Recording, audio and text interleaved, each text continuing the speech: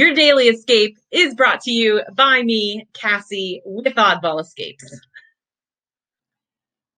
The Anne Frank House is a museum located in Amsterdam that, of course, shares the story of Anne Frank and her family, who lived in a secret annex for over 2 years while trying to avoid the Nazi advancement in Europe, which we know as the Holocaust. Now, we aren't going to get into too many details, but let's talk about a few key things to know before you perhaps visit this museum in Amsterdam. We know they hid in a secret annex, but what is an annex? Basically, it's a building that's associated with a main building for extra space. So in this picture, which I got most of these photos from the museum's website to share with you, here you can see that there are basically two buildings. From the road, the house looks normal, but between the upper floors of both buildings, there is a space. Do you see that gap right there in the middle? The floor that's right there in that gap, you can see a bookcase. Can you find that? Let me show you an actual picture of it from the museum's photos, because that bookcase connects both of the buildings with a secret passageway. This was the movable bookcase that separated the two buildings and kept the annex a secret. The Frank family went into hiding in July of 1942, and within the next several weeks and months, another family and another person joined them. So there were 8 people who lived in hiding in the back part of the building in the secret annex.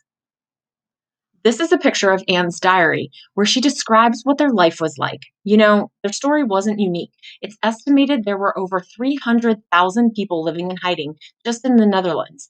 But what made the Frank family story unique was that Anne kept a diary, mostly with thoughts that any young girl would have, but with a lot of insight on what life in hiding was like.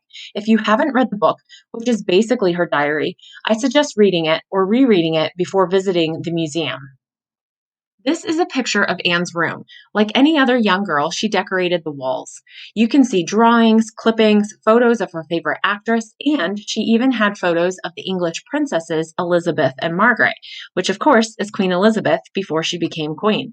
So if you read the diary and then visit this museum, it's like taking a step back into history and getting a glimpse of what real life was like during this terrifying point in history. So, Anne's family went into hiding in July of 1942. 2 years and 35 days later, in August of 1944, everyone in the annex was arrested. Of course, the people who had helped them while in hiding were still there. 2 of the ladies found Anne's diary and held on to it in hopes that one day they could give it back to Anne. Well, Anne and her sister didn't survive. They died of typhus while at the concentration camp. They died in February of 1945, and it was just a couple months later in April when the British forces arrived and liberated the camp to free the people. The only person from the annex to survive was Anne's dad, Otto. He actually lived until 1980.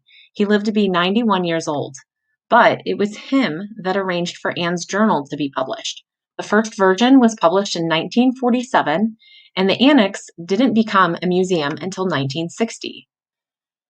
I will say that visiting here isn't easy, but if you feel that it's a responsibility to take that step back into history to better understand it, then I highly recommend a visit here during your time in Amsterdam.